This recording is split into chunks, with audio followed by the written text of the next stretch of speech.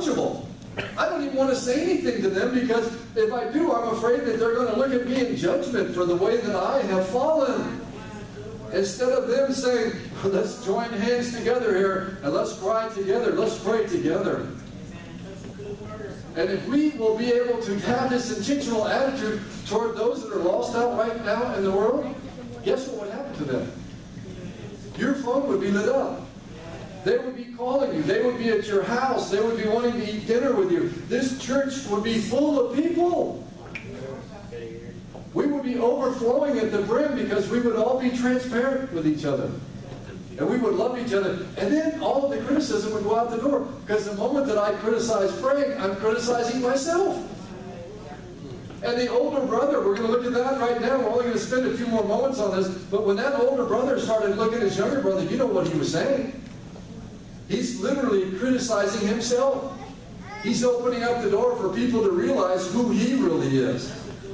When he starts to say, my younger brother, he couldn't even think that he was home and now he's back and part of the family again. All he could think of, he squandered all the money, Pop. Dad, he's been out there. He's been living this life where he just was riotous. He was with pigs. Dad, can't you see him? His dad said, yeah, I do see him. He's home. And the brother elevated himself way above that younger brother and put himself in some kind of a righteous position where he missed the whole thing. He was out there. He was lost. The brother was living right in the home with the father. The father said back to the older son, he said, you've been with me the whole time. You've enjoyed everything. We've been together. You weren't lost, but my son, your brother, was lost. So do you realize that you could be in the Word of God, you could be a leader in the church, you could be teaching, you could be praying and fasting, you could be lost. Ooh. Now understand, don't leave out of here. I don't want this to go on Facebook that the pastor said that you can be a Christian, you can be lost. I'm saying that you could be a Christian and you could be lost and not even be beating with the Father's heart, so that you don't even understand what people are going through anymore. You place yourself far above all other people to the point where you no longer even have compassion for them. You said, that idiot, that's what he's suffering because he did it to himself. He's in the hospital because he was on drugs and he did it to himself. He was a smoker, so he deserved to get cancer. He was on heroin, so that's why he's like he is. Well, of course that's why he was like he is, because Jesus has not yet been able to be the master of his household. And you and I, when we let Jesus become the master of our household, we are not lost anymore. We are found, and we understand what it is to be flawed, not to be perfect. How many are ready to go minister to somebody the way that we saw that? I'm ready. I'm ready to take the person that doesn't smell good, the person that is tattered, the person that their toes are coming through the end of their shoes. And I'm not just talking about homeless people. I'm talking about people that look like they're okay, but they are lost. They have everything that the world could give them, but they are still lost. So you need to see them in the same way. And love them beyond what you see. And go deeper. And be transparent. And let them know, yeah, I'm a leader at the Highway Church, but I'm nowhere near perfect. I am just like you, and I need the forgiveness of the Father every day, every moment. And when we begin to see other people like this, then we can really get the whole picture of what's going on here. Look at the picture. These are people by the hundreds of thousands. These are the people right now that the Supreme Court just gave the okay to. These are the people that are lost and they're dying, and we are supposed to accept them and not condone what they're doing, but accept them as human beings and love them past the point of being lost. Amen.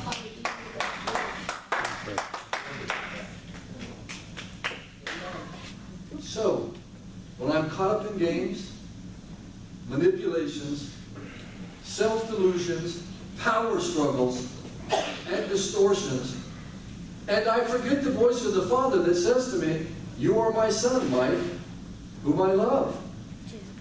then I know I have left home. I am lost and need to make that long, hard journey back. And when I attempt to exercise control and power by not greeting a church member who has slighted me, I have strayed from the embrace of the Father. When you come through that door, and people in the church, you see them and say, oh, I was slighted by that person. Do you realize when you avoid them, when you get to this point where you actually justify that, guess what? You are heading away from, you're just like that prodigal son. You're beginning to leave the home of the Father, where everything that God taught in His Word, that is not the way that we are to behave in the house of God. When you see somebody like that, you're to love them. You're supposed to go up to them. You're supposed to forget. I love that. I keep saying it over and over again. The Father didn't bring up this. The Son had this whole rehearsed set of things He was going to say. So a lot of times we want to rehearse and have all this stuff that we want to say to that person that we're having a problem with in church, when we don't even need to go half there.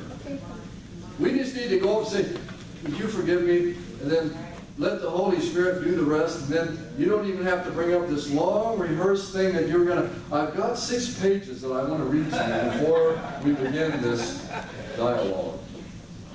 And most of the time, they don't want to hear about any of it anyway. All they want to know is that you care about them and that you get together and now you love each other. That's why it says, Jesus said, you will know them by what? By their love for one another and by their fruit. But you'll know them, you'll recognize them by their love for one another. Meaning that you're home, you're not lost. You still are within reach. You're still at home with the Father. You're still being blessed. And the younger brother, he was kneeling with his head resting on his father's chest. And he was receiving this warm embrace of the Father's worn hands. That's where I want to live.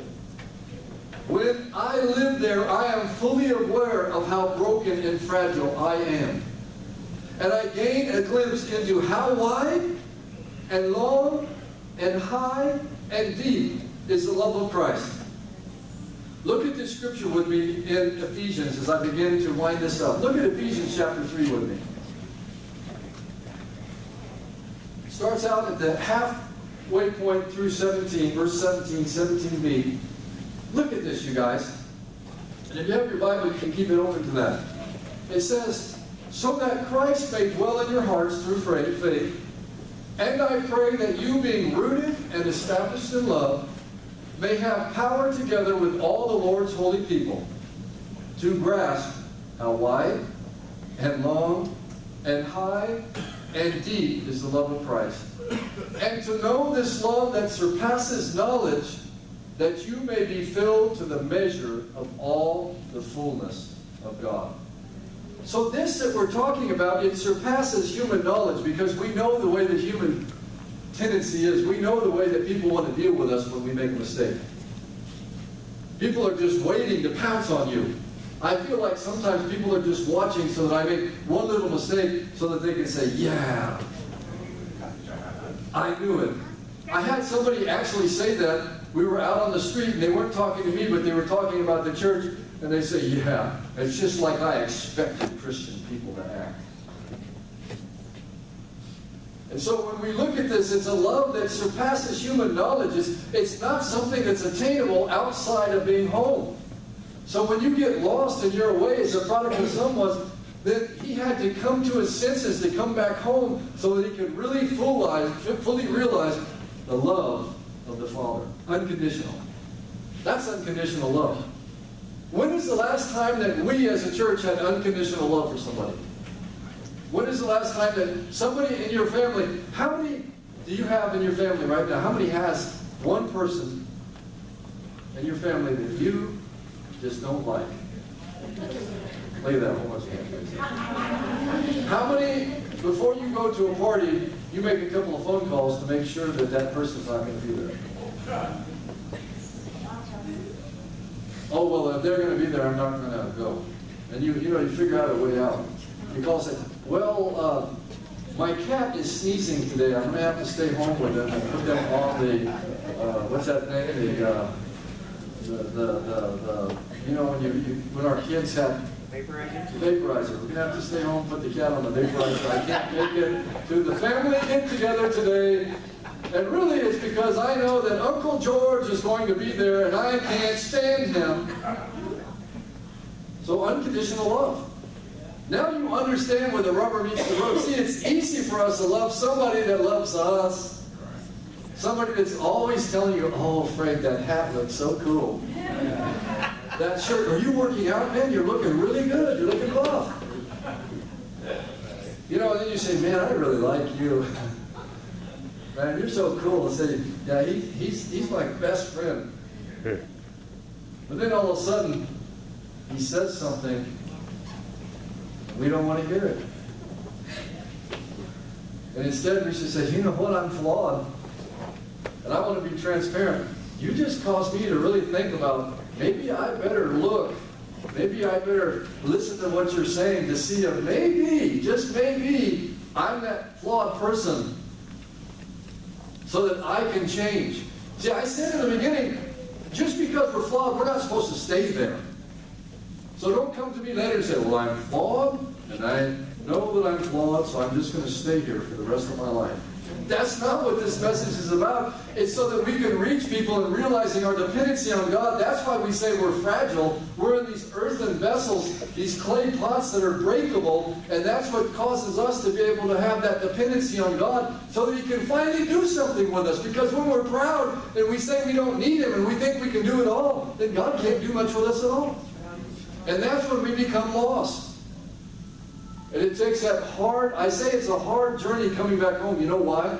Because pride is hard to overcome. For me to come before you and say, yes, I am weak. Yes, I'm flawed. I don't care what title I've got. I'm just like you. The only difference is between me and the guy that's out there on drugs is the saving grace of Jesus Christ, and that He loved me before I knew who He was, and that one day a miracle took place and He reached out to me just like He reached out to you, and He pulled me up out of that muck and mire, and all of a sudden a miracle took place and I was born again. My entire eyesight was changed, my heart was changed, and that's the only difference is Jesus. It's nothing I did.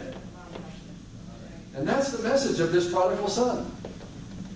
You can never allow yourself to get so lost that you think that you're up here. And that you're above anything in the church. Well, I didn't do anything wrong. You got 85 people in the church that can't stand you. So I didn't do anything wrong. All 85 people need to get on their knees before me and ask for forgiveness, and then I'll talk to them again. It's not me. It's the other 85 people. I know it is. See, and that's when we become lost. We get further and further out there, and we don't realize that we're just like everybody else. Jesus is the only difference. And so come home. Would all of you come home with me? Can we turn this church around? Can we take and begin to look at people the way that God sees them? It says that man look at and judges by the outward appearance, but God looks at the heart. Can we start looking at the heart of people? Can we start seeing them that they are just like us and we're just like them, so we can turn this church around? I mean, we have some opportunities that are so awesome in this day that we're living in to be able to change what's going on all around us. Just by loving people the way that God and by the way that the Father looked at this. Here's what I'm going to close with. How do I know if I am the lost older brother? It's always important when we look at this whole story to keep the other brother before us in this parable. When I am not intentional and purposeful about leading out of weakness and brokenness, I become like him. So if I don't lead, if you don't lead in your homes, and if you aren't with your friends, leading out of weakness and brokenness, you can become just like this older brother. Here's three things I'm going to close with. First, when I hold on to my anger rather than process it, I am lost just like the older brother. There is no joy in the heart of the older brother. He is angry. And it is understandable that he's angry because this younger brother has humiliated the family. He squandered large amounts of money and probably created more work for that older brother over the years that he was gone. Because the younger brother shared. in the Word. So it was understandable that this older brother would be angry. But he doesn't own his anger, and he doesn't wrestle with it, or bring it humbly to his father. So here's what we do. I've seen this over the years, over and over again. We take our anger and we stuff it down. And we stuff it, and we stuff it, and we stuff it. Until we get to the point where we're saving up all these bits and pieces of offenses until we can't take it anymore. And we begin to slam doors. We start to throw things. Or sometimes we even make an attempt to get back.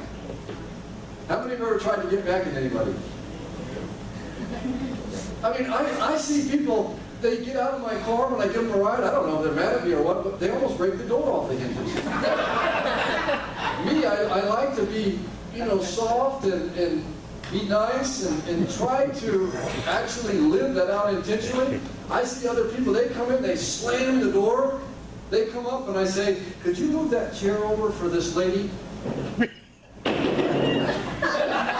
And I'm thinking, what they've done is they don't realize it. They've stuffed all of this anger like this brother had done all the years that his younger brother was gone. You stuff it until all of a sudden when you least expect it, it comes out in ways that you don't even realize.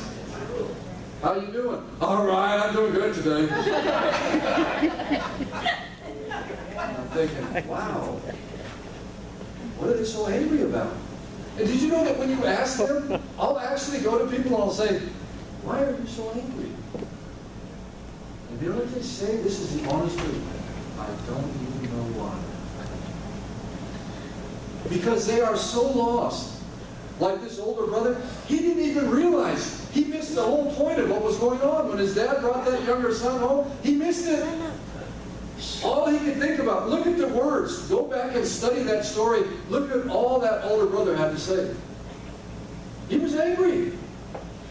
And he'd stuffed that, and he wasn't worried about his brother. Do you think that by the anger that he showed, do you think that he was worrying like his father when he was partying, that younger brother was out there somewhere in danger and lost? Do you think that older brother was even thinking about it? I don't think so. Others of us, we take our anger from one place, and it could be any place. It could be from your work. It even could be some distrust in your home, some distrust where things are so helter-skelter and there's such turmoil and tension in your home that you take all of that, maybe from your job, maybe from home, all those things that are going on, and you know what you do? You bring it to church with you. You don't even realize it. And so now you act it out amongst the very people that we're supposed to love.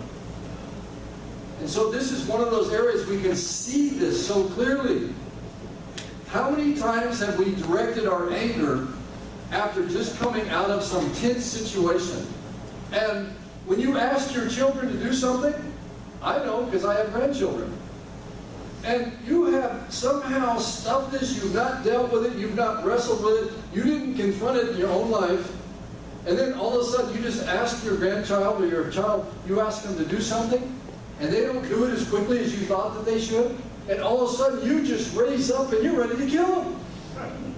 It's no longer out of teaching and out of discipline, you are ready to sock them. And it's a good thing sometimes they can run away from you because you might hurt them. You're bigger than they are.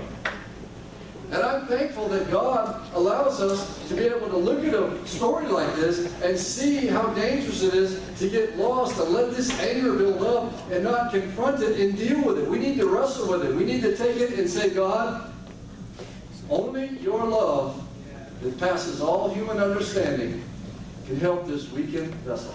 This vessel that is fragile, this vessel that fails, you're the only one that can help me. But we've got to come to that point where we will face it. And some of you, I hope that you haven't checked out today. Maybe you're angry at me right now and you're stuffing it because we're not out of here already and you're not getting your cheeseburger. But sometimes we turn it so strongly inward that our souls are forced to swallow thousands of hours of anger. until it turns into depression. We begin to have stomach problems, tension, and headaches. Anger is an important